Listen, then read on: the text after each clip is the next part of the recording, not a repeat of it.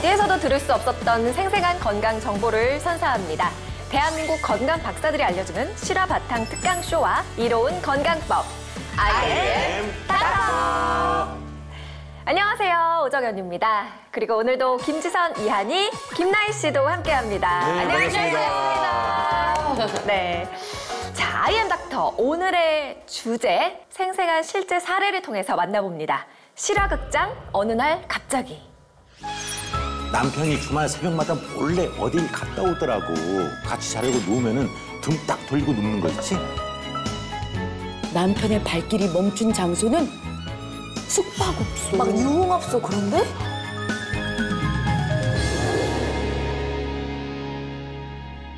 이 이야기는 60대 자매가 겪은 실화입니다.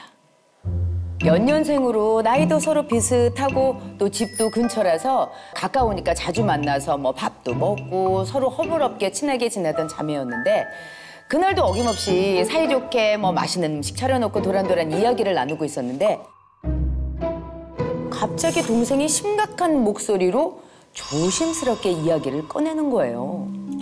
우리 남편 요새 밤마다 먼저 자라고 하고 거실에서 계속 핸드폰만 만지고 있다. 그리고 어쩌다가 같이 자려고 누우면은 등 딱 돌리고 눕는 거 있지? 야, 너 밤마다 제부가 귀찮게 해서 잠도 푹 못 잔다고 계속 투덜거렸잖아. 너 그러면 오히려 잘 된 거 아니야? 언니, 내 말 좀 들어봐. 남편이 주말 새벽마다 몰래 어딜 갔다 오더라고. 한 번 그랬다 말겠지 했는데 매주 나가. 그리고 더 수상한 거는 그렇게 씻으라고 해도 안 씻던 사람인데 나갔다 오면 오자마자 급하게 샤워를 해. 이거 뭐 좀 수상하지 않아?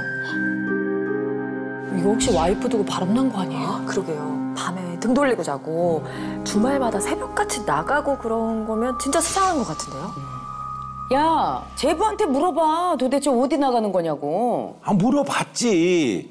혹시 요즘 무슨 일 있냐고. 근데 아무 일도 없대. 그냥 피곤해서 그런 거니까 신경 쓰지 말래.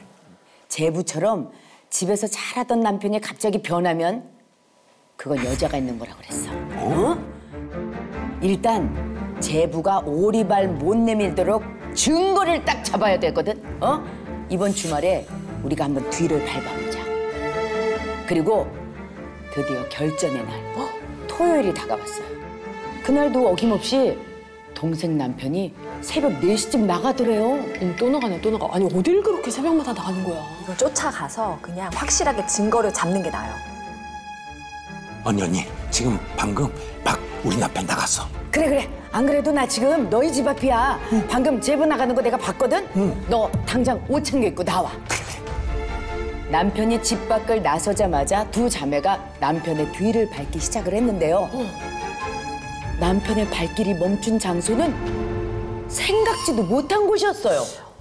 설마 혹시 숙박업소. 막 유흥업소 그런데? 바로 산이었습니다.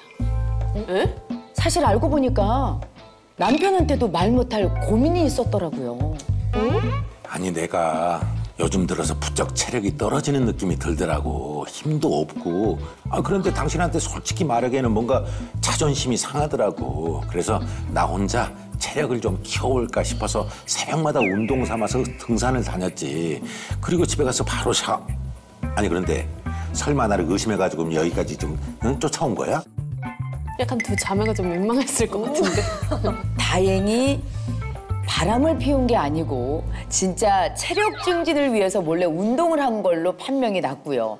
동생이 뭐 보양식이랑 영양제 잘 챙겨주고 같이 등산도 다니기로 약속도 하면서 뭐 어쩌지 사건은 마무리가 됐다고 합니다. 그런데 그 다음 날부터가 문제였대요. 두 사람 다 옷도 제대로 못 챙겨 입고 급하게 나왔던 탓인지 아니면은 긴장이 풀린 탓인지 자매가 나란히 독감에 걸려버린 거예요. 아이고. 언니, 나 지금 몸이 너무 붓고 근육통이 너무 심해. 밤새 주물러 봐도 낮에 기미가 안 보여. 잠을 못 자서 그런가 얼굴도 노랗게 뜨는 것 같아. 언니, 지금 우리 독감 걸린 지 3일째지? 증상이 나는 더 심해지는 것 같아. 언니는 어때? 응? 독감이 아직도 안 나왔다고? 나는 수행 맞자마자 괜찮아졌는데. 응? 이상하네요. 근데 자매가 똑같이 독감에 걸렸는데. 이게 어떻게 된 일이죠? 언니는 하루 이틀 앓다가 금방 독감이 완치된 반면에 동생의 경우는 증상이 점점 더 나빠지고 결국 실신까지 하고 말았어. 어머. 여보, 정신 차려봐. 어떻게 하냐? 빨리 병원부터 가봐야겠다. 다행히 남편이 쓰러진 아내를 발견해서 병원에 바로 실려갔는데요. 검사 결과는 안타깝지만 독감이 폐혈증으로까지 이어진 것으로 보입니다. 그런데 지금 더 위험한 건 간 수치까지 심각한 상태예요. 목숨까지 위험할 수 있으니까 당장 중환자실로 이송해야 합니다. 아니 독감인 줄 알았는데 폐혈증까지 걸린 것도 큰일인데 중환자실을 갔다고요? 남편도 그렇고 언니도 너무 놀랐겠어요. 같은 독감에 걸렸는데 언니는 하루 이틀 만에 완치가 되고 저는 폐혈증에 간 건강까지 망가졌다는데 대체 이유가 뭘까요? 제가 남편을 의심한 펄을 받는 걸까요? 실화극장 어느 날 갑자기 어떻게 보면 참 놀랍고 의아스러운 실제 사연을 들어봤습니다. 자매가 똑같이 독감에 걸렸는데 왜 대체 상황이 달라진 건지 참 궁금한데요. 오늘 이 시간 그 해답을 알려주실 건강 박사님을 만나보겠습니다.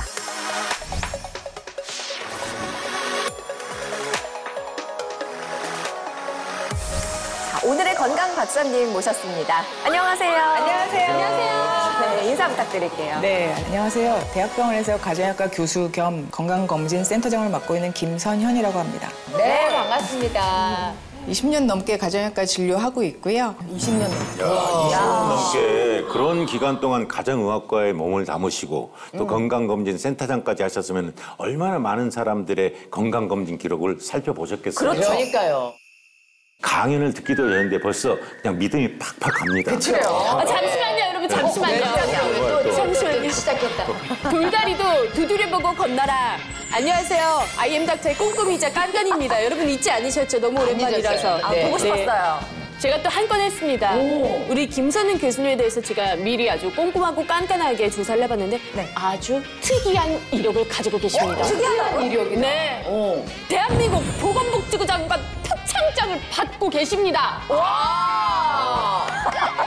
가지고 계신 거죠? 이미 받으신 거죠? 일단 박수 한번 칩시다. 감사합니다. 만나는 선생님. 아, 네, 맞습니다. 대단하십니다. 네, 벌써 6년 전인데요. 제가 네. 호스피스 진료도 보고 있는데 네. 호스피스 완화 연구회에서 회장직 맡으면서 그때 연구 진료한 공로를 인정받아서 장관 표창을 받았습니다. 훌륭하십니다. 예, 어우, 대단하시네요.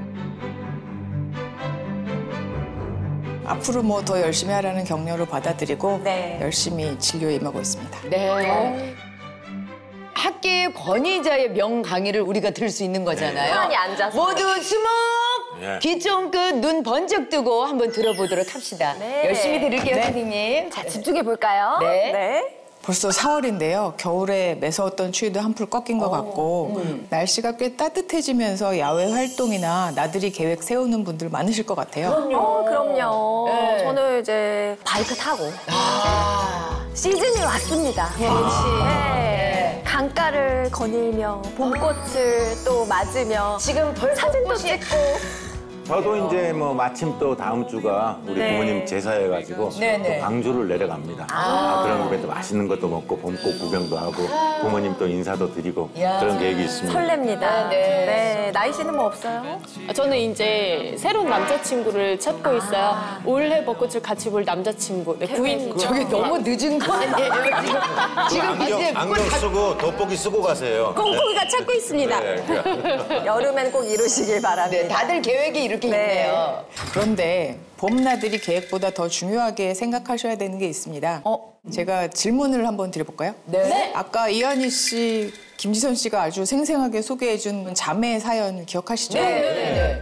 실제 환자분의 사례인데요. 두 자매가 똑같이 독감에 걸렸는데 한 사람은 하루 이틀 만에 다 나았고 네. 한 사람은 폐혈증까지 진단을 받는 아주 정반대의 결과가 나왔잖아요. 네.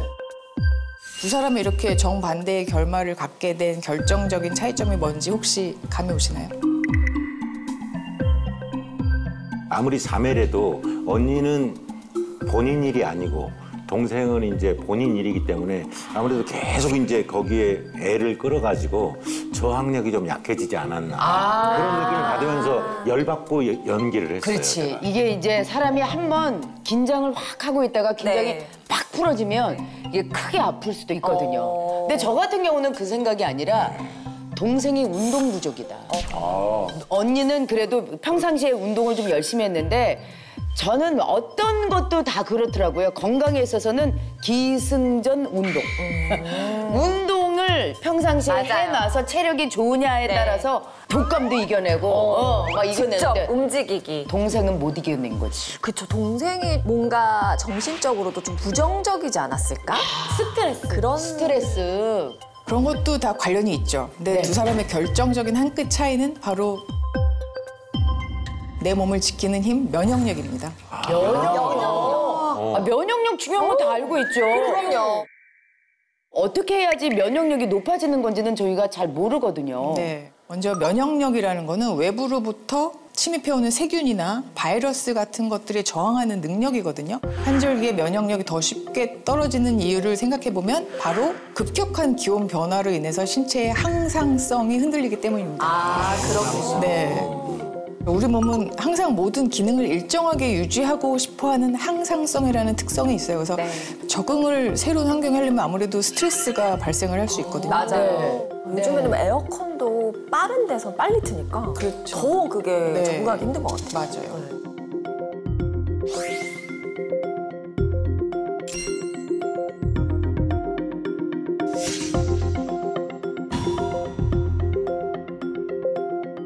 날씨가 따뜻해졌다고 방심하지 말고 몸을 스스로 지킬 수 있도록 작은 습관부터 실천하는 것이 중요합니다. 네. 그래서 준비한 오늘 강연 주제가 바로 환절기 면역력 비상 전신 활력을 채워라입니다. 네.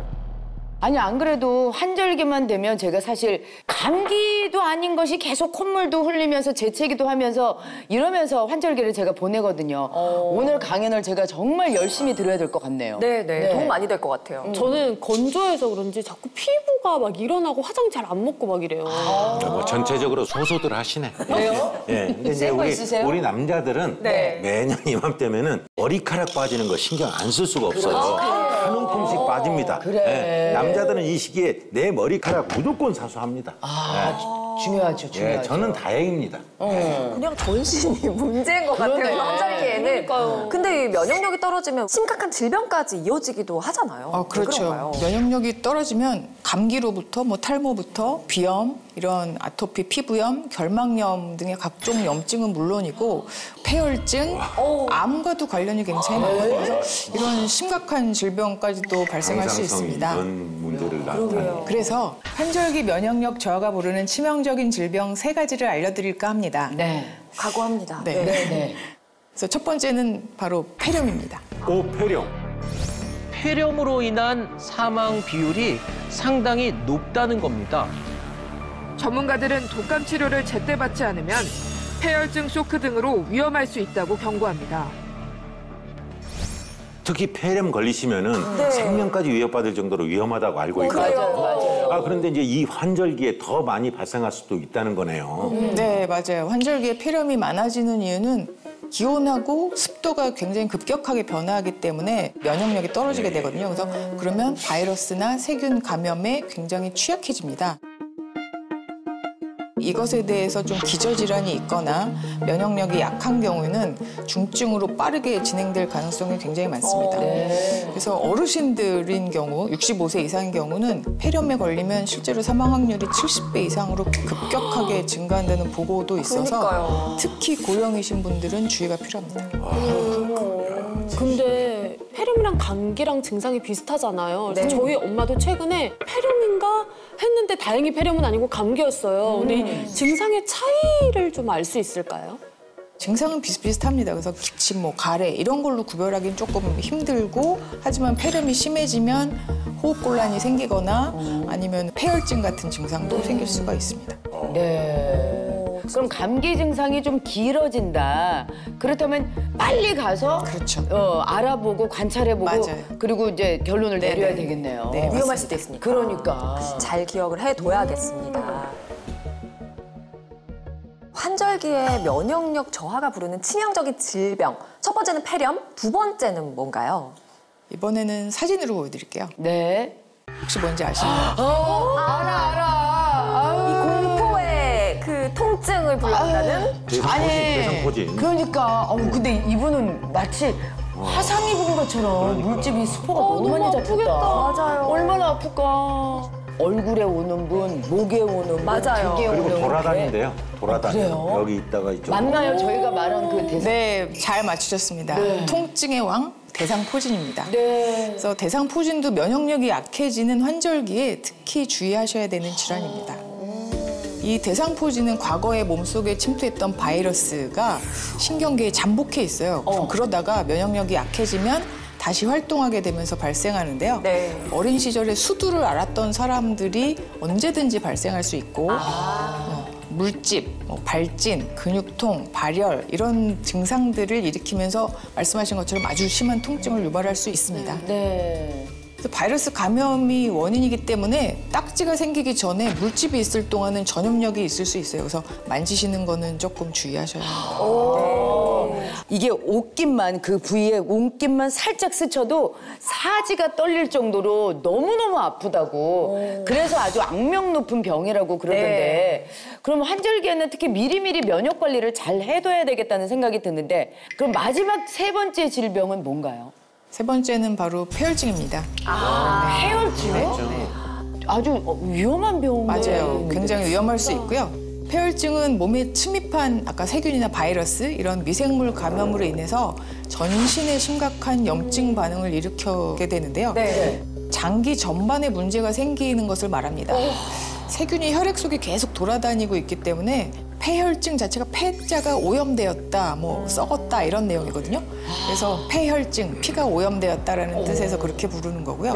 이 오염된 혈액이 혈관을 타고 전신을 돌잖아요. 그래서 빠른 시간에 세균과 독소를 온몸에 퍼뜨리게 돼서 폐혈증은 사망률도 굉장히 높고 감염 후 회복 기간도 길고 영구적인 장애가 발생하는 경우가 있기 때문에 초기에 적극적인 치료가 필요합니다.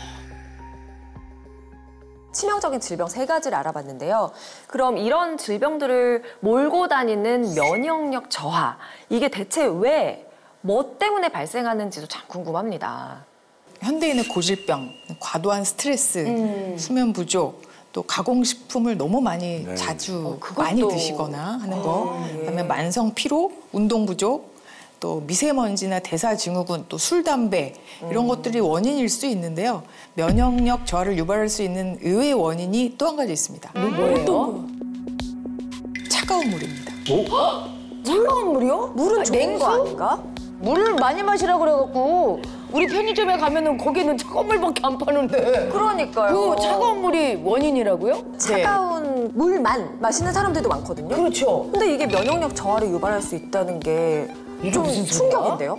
앞서 설명드린 사연 기억하시죠? 동생의 경우는 언니랑 똑같이 독감에 걸렸지만 폐혈증, 간 수치 이상까지 생겼잖아요. 근데 이게 다 면역력 저하 때문이거든요. 근데 대체 면역력 저하를 부른 원인이 어떤 것들이 있을까 싶어서 이제 생활 습관까지 조사를 해봤는데요. 이분 특징이 차가운 음식을 굉장히 좋아하시더라고요. 갱년기 때문인지 속에 열이 많이 나는 것 같다고 아침마다 시원한 냉수를 벌컥벌컥 드시고 냉면, 냉국 같은 차가운 음식 위주로 드셨다고 하는데요. 이렇게 평소 차가운 음식이나 찬 음료를 지나치게 많이 섭취하면 몸 내부 온도를 떨어뜨려서 신체에 부담을 줄 수도 있고 소화력이나 신진대사 이런 것도 원활하지 않게 될 수도 있고요.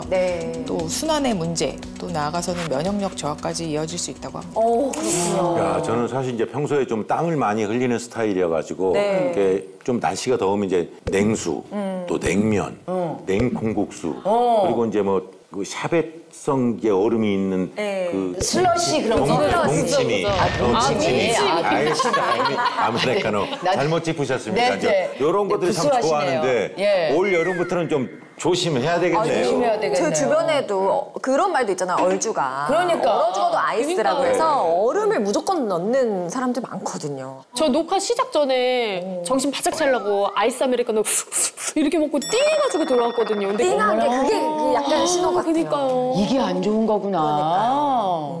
미지근한 물을 좀 드시면 좋을 것 같고요. 아니 근데 저는 제 자랑은 아니지만 아침에 음양수인가요? 뜨거운 물에다가 찬물 이렇게 섞어갖고 이렇게 뭐 대류 뭐 이렇게 해가지고 저는 그걸 매일 마시거든요 아침에. 진짜 나 정말 똑똑하십니다. 나는 아이엠 닥터에 앉아 있을 수밖에 없다. 예. 좀 따라 하세요. 그래요. 예. 쭉 갑시다. 같이 갑시다. 예. 쭉 갑시다. 다양한 사람의 예를 또 보여드릴 수 있으니까. 네. 여기서 끝은 아니거든요. 네. 두 사람의 면역력 차이를 만든 결정적인 원인이 또 있는데 또 있어요. 동생분은 평소에 높은 간 수치를 방치하셨다는 겁니다. 건강검진에서 간 수치가 나쁘다는 결과를 통보받으셨는데 그냥 뭐 대수롭지 않게 생각하시고 방치하셨었다고 합니다. 네. 우리 간이 해독이나 대사 기능뿐만 아니라 면역 기관으로도 굉장히 중요한 역할을 하고 있거든요. 그래서 면역 세포들이 간에 자리 잡고 병원체가 침범하더라도 전신으로 퍼지는 것을 막아주는 물리적인 역할을 하고 있거든요. 네. 또 면역 관련 단백질을 간에서 많이 생산하는 역할도 하고 있고요. 네네. 근데 동생분이 받은 건강검진 결과지를 확인해 보니까 정상의 거의 4배 이상? 120 이상으로 나왔어요. 보통 기준 수치가 40 이하 정도면 정상으로 저희가 간주를 하는데요. 수치가 굉장히 높다는 걸 확인할 수 있었죠. 그렇죠. 그리고 초음파에서도 지방간이 매우 심하신 상태였거든요. 지방간? 네. 지방간 때문에 아마 간 수치가 높으셨던 것 같은데 지방간도 방치를 하게 되면 간 경화까지 이어질 수 있다고 하는 요새 이야기가 있어서 간 경화까지 이어질 수도 있다니까 무시무시하네요. 맞아요. 실제로 간 경변, 간 경화가 생기면 각종 감염으로 인한 사망률이 30%에 이른다는 보고도 있습니다. 근데 문제는 간이 한 80%까지 파괴가 돼도 증상이 없을 수가 있거든요. 네. 소리 없는 장기라고 맞아요. 하잖아요. 네. 평소에 미리미리 간 수치를 확인하고 잘 관리를 하시는 게 좋겠습니다. 그러니까 평소에 간 건강 관리를 잘하는 게 면역력 관리를 잘하는 한 가지의 방법이 되겠네요. 그렇네요. 예.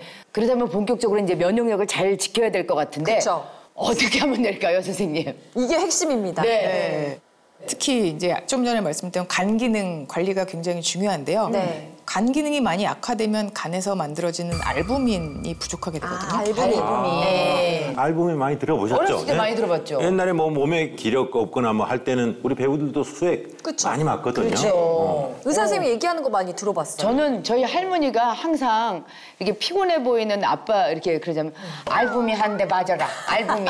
할머니께서 링게루. 아니 우리 할머니는 정확하게 알부민이라고 알부민. 알고 계셨어요. 진짜 역시. 할머니께서 글을 못 읽으시는데 알부민을 알고 계시더라고요. 그래서 저도 알부민을 알게 됐어요. 그런데 여기서 확실히 세대 차이가 극명하게 갈리는 것 같네요. 저는 모르거든요, 알부민을. 자랑이라고 해요? 알부민 모르는 걸 자랑이라고 얘기하는 거야 지금? 아, 세대 차이랑은 또 다른 건가요? 뭐 세대 차이랑은 상관이 없고요.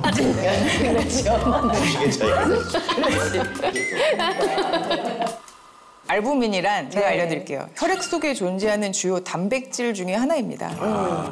혈장, 그러니까 피의 전체 단백질의 절반 이상을 차지하게 됩니다. 그래서 간 기능이 나쁘거나 콩팥 기능이 나쁘거나 영양실조가 있거나 아까 말했던 그 동생분처럼 폐혈증이 있거나 하는 경우에 알부민 농도가 감소할 수 있기 때문에 실제 의료 현장에서는 영양 상태를 평가할 때 알부민 수치를 확인하기도 합니다. 항산화 작용도 하고 있어서 면역력에 관여를 하고 있습니다. 따라서 알부민이 이러한 기능을 제대로 해야 면역력도 제대로 기능을 하겠죠. 야, 이 알부민이라는 게 영양 상태를 평가하는 지표라고 이해가 되는데 그렇다면 아무래도 알부민이 부족해지지 않도록 막는 게 관건인 것 같은데 우리 실생활에서 혹시 어떤 노력을 하는 게 좋겠습니까, 선생님? 제 생각에 그냥 운동 열심히 하고 식단 좀 관리 잘하고 이러면 되지 않을까요? 간이 피로하지 않게 만드는 게 제일 중요할 것 같아. 잡시다, 잡. 선생님 얘기를 들어보겠습니다. 답답하시네. 내가 물었는데 뭔 답들 하고 아니 계시는 거예요? 왜 우리가 수업을 할 때도 너희들은 어떻게 생각하니? 그러면서 선생님들이 한 번씩 우리한테 물어보잖아요. 아니, 안 듣고 싶어요. 선생님 말씀을 듣고 싶으니까요. 브레인스토밍. 말씀을 좀 해주세요, 선생님. 냉정원에 오늘. 운동과 식단 굉장히 중요한데요. 사실 건강을 챙긴다고 너무 과도하게 운동하고 너무 과도하게 식단을 하시는 분들이 있잖아요.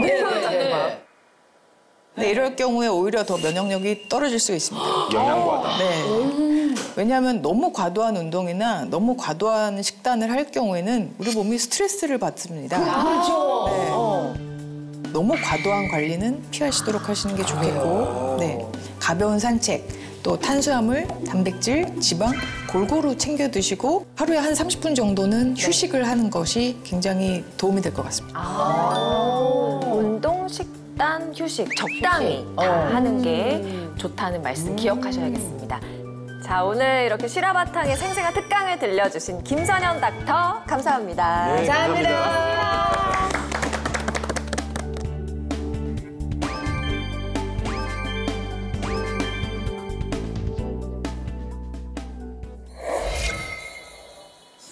환절기에 뚝뚝 떨어지는 면역력 때문에 걱정들이 많으실 것 같은데요. 그래서 이번에는 면역력을 제대로 끌어올릴 수 있는 이로운 건강법을 가정의학과 권유경 선생님, 한의사 김익두 선생님과 함께 알아보겠습니다. 안녕하세요. 네.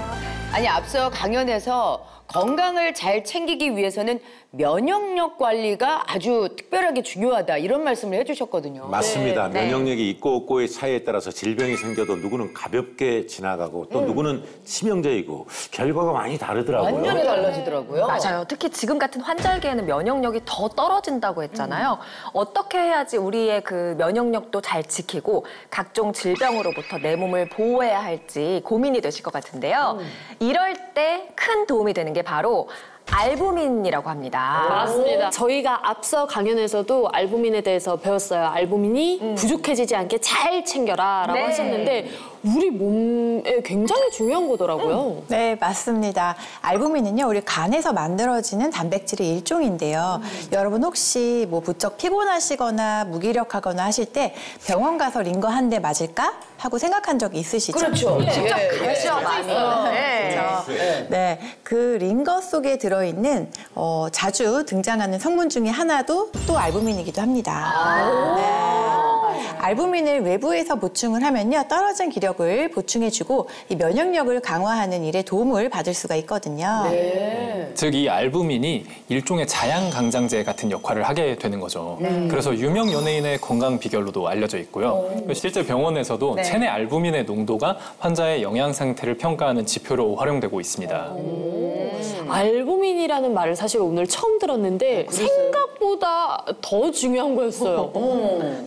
네, 맞습니다. 그리고요, 이 순환기 내에 체액이 부족해서 쇼크가 온 그런 환자들에게 알부민이 사용되기도 하는데요. 네, 우리 체액을 조절하거나 응급수술할 때 염증 조절 또는 약물이 제대로 전달이 되도록 하기 위해서 많이 사용되는 것이 바로 알부민입니다. 그러니까 삶과 죽음이 문턱에 놓여 있을 때 이 중환자실에서 알부민을 많이 사용한다는 거죠. 그런데 이게 단백질의 일종이라고 하셨는데 구체적으로 우리 몸에서 어떤 일을 하길래 건강 지표로 활용된다는 거 잘 이해가 잘 안 됩니다, 사실. 네, 이 알부민은 우리 몸속에 있는 각종 영양분을 몸속 곳곳에 있는 이 장기로 이동시키는 안전한 배달부라고 할 수 있는데요. 쉬운 이해를 위해서 영상을 하나 보여드릴게요. 네. 영상에서 보이는 도로를 우리 몸이라고 가정을 해볼게요. 그리고 구슬을 영양소, 화물차 뒷부분에 택배들을 실을 수 있는 큰 박스가 보이시죠? 이것을 알부민이라고 가정하고 변화를 살펴보겠습니다. 영양소가 빠짐없이 잘 이동을 하는 것 같은데요. 저렇게 화물차 뒤 박스에 안전하게 딱 실어놓으니까 뭐 구슬들이 하나도 빠져나가는 게 없이 그냥 딱딱 운반이 되네요. 네, 맞습니다. 이처럼 알부민은 우리 몸에 필요한 영양소를 적재적소에 도달시키기 위한 안전한 배달부 같다는 거죠. 네, 반면에 이번에는 택배를 실을 수 있는 박스가 없는 트럭을 알부민이 없는 상태라고 가정을 해볼게요. 보시는 것처럼 영양소들이 쏟아지고 흐트러지고 결국에 제대로 운반되기 힘들겠죠. 즉 우리가 아무리 좋은 음식을 먹고 몸에 좋은 건강식품을 섭취한다고 해도 이 체내에 알부민이 풍부하지 않고 줄어든다면 이 신체 각 조직에 영양소가 도달하는 일이 어려워질 수 있다는 거죠. 야, 진짜 알부민이 우리 몸속 영양소를 잘 배달해주는 배달부 같은 역할을 하는 거네요. 근데 저는 궁금한 게 우리 몸에 알부민이 있다면서요. 근데 이게 왜 부족해지는 거예요? 그러게. 있는데 왜? 여러 가지 원인들이 있습니다. 뭐 스트레스라든지 나쁜 식습관, 독성 물질과 같은 아주 다양한 원인들이 있을 수 있는데요. 그 중에 가장 핵심은요, 바로 나이입니다. 나이요? 슬프죠. 네. 아무래도 나이가 들게 되면 몸에 좋은 것들이 다 줄어들듯이 알부민도 점차 줄어들기 시작을 하는데요. 나이가 들면서 간의 세포 재생 능력도 줄어들 수 있고요. 또 간의 대사 기능이 떨어지게 되는데요. 실제로 혈청 알부민 수치가요, 20세 때 최고치를 찍고요. 그다음에 연간 빨리 찍네, 빨리 찍어요. 네, 그리고 연간 평균 한 0.017mg/dl씩 점점 감소를 하게 되면서 60세 이후가 되면 급격하게 또 하락하는 모습을 연구를 통해서 확인할 수가 있습니다. 나 지금 60이 얼마 안 남았는데 난 거의 다 빠져나간 거나 마찬가지네. 알부민이 내 몸에 부족할까 봐 걱정되는데요. 더 걱정되시겠어요? 김지서 씨, 예? 저를 보고 좀 안심을 좀 하시죠. 뭐야, 저도 이제 안심까지. 마찬가지인데 예. 그럼 혹시 내 몸에 알부민이 부족한지 어떤지 알 수 있는 방법이 있을까요? 네, 이 몸속 알부민의 농도를 알 수 있는 정확한 방법은 바로 혈액 검사인데요. 네, 혈액 검사를 통해 알아보는 혈장 알부민의 정상 수치는 이 3.5에서 5g/dl입니다. 네. 최소 1년에 한 번씩은 이 알부민 수치를 알아보기 위해 혈액 검사를 해보는 것을 권장드리는데요. 네. 이외에도 몸에 나타나는 간단한 증상으로 알부민이 부족한지 알 수 있습니다. 그래서 선생님들이 알부민 부족 체크리스트를 준비해 오셨다고 합니다. 그래요? 네, 들어보시고 그 항목에 해당이 되면 몸에 스티커를 네. 붙여보도록 합시다, 저희. 알겠습니다. 자, 선생님 알려주시죠. 안심이 안 돼. 네. 스티커 자체가 참 우울하게 돼 있다. 표정이. 치고 싶지 않네요. 밝은 애들이 하나도 없네. 그러니까요. 예. 네, 그럼 제가 좀 체크리스트를 하나씩 짚어드리겠습니다. 네. 첫 번째, 피로감이 평소보다 심하거나 쉽게 무기력해진다. 아이고 당첨이네. 아이고, 당첨되시면 붙여주시고요. 네. 아직 괜찮아요. 두 번째입니다. 아침과 저녁의 체중 차이가 있다. 아예 안 재기 때문에. 안 재기 때문에. 아예 안 재기 때문에 계측 불가입니다. 네. 다음 세 번째는 몸이 쉽게 붓는다. 아이고 이거 당첨이네. 있네요. 아이고, 당첨. 당첨이네. 네, 저도 아이고, 당첨. 이한희 씨, 어떡하나 큰일 좋은 났네요. 게 아닌데 지금. 네 번째입니다. 탈모가 심해지고 손톱이 쉽게 부러지며 네. 근육이 빠지는 느낌이 있다. 근육이 빠져, 근육이 빠져. 탈모는 심하지 않은데 근육이 빠진다는 느낌이. 네. 그래도 뭐라도 하나 저기 아니라도 좀. 걸리면은 네, 그러니까, 붙여주세요. 조심해서 나쁠 거 없으니까. 그러니까요, 예. 마지막 다섯 번째입니다. 상처가 생기면 잘 낫지 않는다. 살성이 안 좋아져가지고. 어렸을 때는 바로바로 이게 상처가 이제 잘 났잖아요. 큰일 났네. 아이고 이게 뭐. 빌려드릴까요? 아니. 괜찮아요? 남 일에 관여하지 마시고요. 본인 일이나 좀 묵묵히 잘 하세요. 알겠습니다, 알겠습니다. 아유, 부자 되셨어요. 그러니까.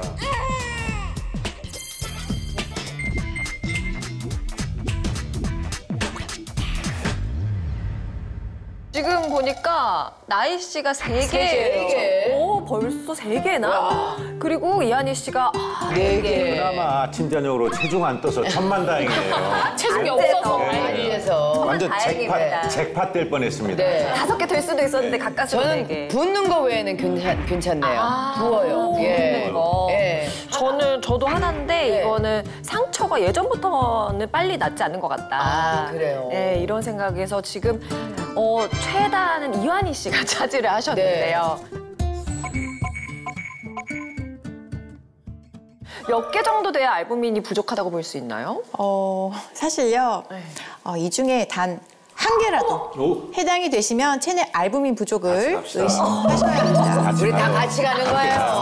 예. 독인 객인이네요. 함께 가자. 예, 진짜 도끼 객긴이네. 정도의 정말. 아니 근데 충격인데요? 항목이 그래도 저기 있었잖아요. 5개나 있는데 나는 하나밖에 안 됐는데 특히 저는 몸이 쉽게 붓는 거 누구나 우리 나이 때 되면 공감하지 네. 않나요? 나이가 들수록 네. 조금만 피곤하면 쉽게 몸이 부어요. 특히 다리, 손 막 이런 데가 부어가지고 코끼리 다리 막.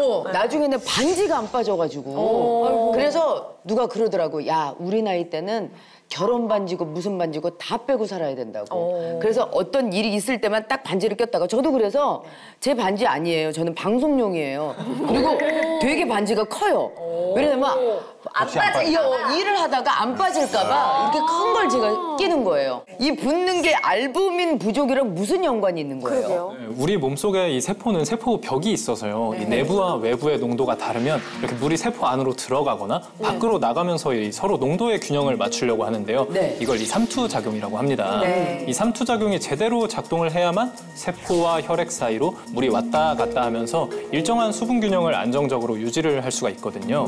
그런데 만약에 이 알부민이 부족할 경우에 어떻게 되느냐? 이 앞에 사진들을 한번 보시겠어요? 아이고. 어머, 저렇게까지. 아니 저렇게까지 부어요? 중간은 뱀입니까? 배가 저렇게 부은 거예요? 아니 지금 저기 발을 손가락으로 꾹꾹꾹꾹 한 번씩 눌러봤나 봐. 오른쪽, 옛날에 저거 오른쪽 발. 각기병이라고 그래갖고 이렇게 누르면 안 나오는 거. 수분이 들어가는 거죠, 수분. 이야. 이렇게 알부민이 부족하게 되면요. 세포 속에 있는 수분이 급격하게 밖으로 빠져나가면서 세포 사이사이에 비어있는 공간에 침투하게 됩니다. 이로 인해서 부종이나 배에 물이 차는 복수가 발생하게 되고요. 또 혈액순환에도 장애가 생기게 됩니다. 네, 우리는 이를 저알부민 혈증이라고 부르는데요. 이렇게 저알부민 혈증이 나타나게 되는 경우에는요. 저혈압이나 어지럼증, 식욕부진과 같은 여러 가지 증상이 나타날 뿐만 아니라 혈액 속에 있는 노폐물이 제대로 배출이 되지 못하면서 독소가 쌓이기 시작하고요. 우리 몸속 장기들도 서서히 기능을 잃으면서 생명에까지도 위협을 줄 수가 있습니다. 그런데 이제 아까 지선 씨도 말했고 이제 사진만큼은 아니지만 제 주변은 배우가 많잖아요. 그래서 우리 이제 드라마를 찍을 때는 이제 첫 씬부터 끝신까지 이제 차례대로 찍지 않고 인물별로 장소별로 찍는데 가끔 붙는 배우들이 많아요. 그래가지고 바로 주변 씬인데도 이게 얼굴이 달라요. 눈이 다르고. 그래가지고 뭐 물론 알고는 있지만은 제가 이 시간을 통해서 알게 됐으니까 우리 배우들한테 더욱더 상기시켰습니다. 알부민. 그러니까 이게 중요. 단순히 부은 게 아니라 알부민에 문제가 있어서 부족해서. 붓는 거군요. 그러니까요. 심지어 부종으로 생명까지 위험해질 수 있다는 걸 듣고 나니까 이게 진짜 절대 간과해서는 안 될 것 같아요. 네, 특히 저알부민 혈증을 조심해야 되는 분들이 계시는데요. 이 바로 당뇨 환자 분들입니다. 당뇨병을 오래 앓을 경우에 이 우리 몸에 있는 크고 작은 혈관들이 서서히 손상이 되면서 결국에는 망가지게 되는데요. 이때 가장 치명타를 입는 장기가 바로 몸속의 필터 역할을 하는 이 신장입니다. 즉 당뇨병으로 인해 신장 기능에 이상이 생긴다는 거죠.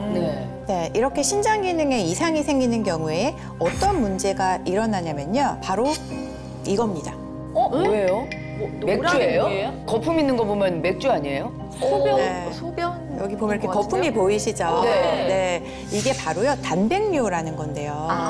네. 이 단백뇨라는 건요 단백질이 소변으로 배출이 되면서 하얀 거품이 이렇게 발생합니다. 이 단백뇨 안에 들어있는 물질이 바로 알부민입니다. 우리 몸 안에 있어야 할 중요한 단백질인 이 알부민이 신장 기능 저하로 인해서 소변으로 쉽게 배출이 된다는 건데요. 따라서 당뇨로 인해서 신장 기능이 저하된 분들 같은 경우에는요. 노화로 인한 알부민 감소를 특히 더 주의하셔야 한다는 겁니다. 아니 근데 제 주변에 뭐 열의 9은 다 당뇨 환자이거나 경계성이라고 하나요? 많죠. 당뇨 전 단계. 근데 당뇨 환자일수록 알부민이 부족해지지 않도록 평소에 관리를 잘해야 된다는 그런 말씀이시잖아요. 나 진짜 주위에도 많이 알려줘야 되겠다. 그래요. 알부민 조심해, 알부민 채워 넣어. 막 이러면서. 이게 들으면 들을수록 알부민이 전신 건강의 지표라는 생각이 들어요. 그러네. 근데 여기서 끝이 아닙니다. 알부민이 부족해질 경우에는 생길 수 있는 위험 질병이 바로 하나 더 있는데요. 바로 고지혈증입니다. 네, 알부민은 이 몸속에서 지방산과 콜레스테롤을 운반하는 중요한 단백질이거든요. 즉 알부민 수치가 낮으면 혈액 내 수분 함량이 줄어들면서 지질의 운반과 대사가 제대로 이루어지지 않을 수 있는데요. 그래서 혈관 속 LDL 콜레스테롤이나 중성지방과 같은 노폐물들이 쉽게 쌓이게 되는 거죠. 실제로 알부민 수치가 낮을 경우에 이 혈관 내 지방 분해를 억제해서 고콜레스테롤 혈증 또는 고중성지방 혈증이 나타날 수도 있다는 연구 결과가 있습니다. 네, 그렇습니다. 이런 알부민 결핍은 당뇨, 고지혈증과 같은 혈관 질환으로 이어지는 것은 물론이고요. 심각할 경우에는요, 심장에도 큰 타격을 줄 수가 있는데요. 네. 실제로 알부민 농도가 낮은 사람의 경우에는 심혈관 질환에 걸릴 위험이 정상인에 비해서 높다는 연구 결과도 있습니다. 세상에. 알부민이 이렇게나 중요한 거였어요? 그럼 알부민을 만약에 우리가 보충을 해주면 혈관 질환에 도움이 되겠네요? 네, 맞습니다. 알부민의 역할 중에 하나가 이 혈관벽을 구성하는 내피세포를 보호한다는 건데요. 네. 혈청 알부민 농도가 증가하면 이 혈액의 점도가 감소하면서 혈액순환 개선에 도움이 될 수 있습니다. 네, 실제로 쥐를 대상으로 알부민을 경구 투여한 결과 알부민을 처리한 것이 그렇지 않은 것에 비해서 혈관이 딱딱해지는 이 혈관 경색 발생 위험이 적다는 것을 확인했다고 합니다. 근데 아까 알부민은 간에서 만들어지는 단백질이라고 하셨잖아요. 그럼 혹시 이게 간 건강과도 관련이 있을까요? 네, 맞습니다. 알부민은 혈액 속에 가장 많은 양을 차지하는 단백질이자 간에서만 생성이 되는 단백질이기 때문에 외부에서 알부민을 섭취해서 체내 알부민의 양을 늘려주게 될 경우 간의 기능을 개선시켜 줄 수가 있고요. 또 간 질환을 예방하는 일에도 도움이 될 수가 있겠습니다. 실제로 간 손상을 유발한 쥐에게 알부민 융합 단백질을 투여한 결과 간세포 손상으로 인해서 발생한 간 섬유화 증상 개선에 도움이 될 수 있다는 것을 연구를 통해 확인하기도 했다고 합니다. 야, 간 얘기를 듣다 보니까 요즘 날씨가 많이 좋아져가지고 이제 모임들을 많이 하잖아요. 그러다 보면 이제 자연스럽게 이제 음주를 즐기게 되는데 이 간 건강에 도움이 된다고 하니까 그냥 귀가 솔깃해집니다. 근데 저는 특히 궁금한 게 이 알부민이 우리 면역력에도 도움이 되느냐예요. 네, 간 건강 이외에도 알부민 보충은 몸속 세포 활성화에 도움이 될 수가 있는데요. 알부민을 영양소를 각 기관에 전달하는 배달부 역할을 한다고 말씀드렸잖아요. 이 알부민의 체내 농도가 정상화될 경우에 이 몸속 곳곳에 있는 세포에 영양분을 잘 공급을 해서 이 세포를 활성화시키고 나아가서 면역력을 지키는 데도 도움이 될 수 있습니다. 쉬운 이해를 위해서 영상을 하나 준비해 보았는데요. 앞에 유리컵을 신채, 그 안에 구슬을 세포라고 가정해 보겠습니다. 현재는 세포의 움직임이 거의 없는 상태죠. 이렇게 세포의 움직임이 느려지면 전신에 퍼져 있는 신체 기관들을 활성화하는 일에 어려움이 생길 뿐만 아니라 각 조직의 재생과 회복을 돕는 일에도 문제가 발생하게 됩니다. 그 결과 면역력도 뚝뚝 떨어지겠죠. 그런데 발포 비타민을 알부민이라고 가정하고 한번 넣어보겠습니다. 어떻게 될까요? 세포가 움직인다. 움직이네. 야, 애들이. 세포에 힘이 생긴 거 아니에요? 그러니까. 아우, 내가 이제 이렇게만 있으면 안 될 것 같아. 움직여야 될 것 같아. 이러면서 막 움직이네. 뭔가 활력이 느껴져요. 그렇죠. 이처럼 알부민만 보충을 해도 노화로 인해 활력을 잃은 세포와 신체 기관들을 활성화시키는 데 도움이 될 수 있다는 거죠. 그러니까 알부민을 꾸준히 보충해 준다면 저 세포들처럼 우리 몸의 세포들이 활성화가 되어서 질병을 막을 수도 있다. 이런 얘기가 되겠네요. 역시 정리를 딱딱 잘해주셨네. 이해력이 아주 탁월하십니다. 그러니까요. 세포의 심정이 돼봤어요. 네, 결과적으로 이 알부민을 보충하면 질병으로부터 우리 몸을 보호할 수 있다는 건데요. 네, 실제로 알부민 수치가 감소할 때 이 고용량의 알부민을 투입하면 알부민 생성 능력이 높아지면서 질병의 유병률을 감소시키는 데 도움이 될 수도 있다는 걸 이 연구 결과를 통해서 밝혔습니다. 그리고 알부민은 면역 글로불린과 함께 항체 운반에 관여하기도 하는데요. 이 항체는 바이러스, 박테리아, 기생충으로부터 보호하는 데 도움을 주기도 하고요. 또 면역 반응을 자극하고 조절하는 데 도움이 됩니다. 그러니까 알부민이 모든 만병의 근원인 면역력 저하를 예방하는 데 도움이 될 수 있다는 거죠. 제가 아까 그 스티커는 당연히 1등이었잖아요. 많이 뭐 주셨어요. 자랑은 아닙니다. 근데 요즘 제가 이제 건강 상태가 예전 같지 않아서 제 집사람이 이제 알부민을 좀 사실 좀 챙겨줬어요. 그래서 먹기 시작했는데 며칠 안 됐지만 그냥 막 활력을 되찾은 느낌입니다. 좋은 건 같이 좀 합시다요. 근데 만드세요. 우리 와이프가 그 약 알 관리를 하고 있어가지고요. 알 관리를. 그러니까 빼돌릴 수 없죠. 나중에 내가 몰래 하나 사가지고 같이 합시다. 같이 합시다. 합시다. 네. 아니 그럼 우리가 주의할 점도 좀 알아봐야겠네요. 네. 특이 체질이시거나 특정 질환이 있으신 경우에는요, 전문의와 상담 후에 섭취하시는 것을 권장드립니다. 알겠습니다. 자, 오늘 알려드린 생생한 건강 정보로 여러분 건강 잘 지키시길 바랍니다. 저희는 다음 이 시간에 더 알찬 정보 가지고 돌아오겠습니다. IM 닥터!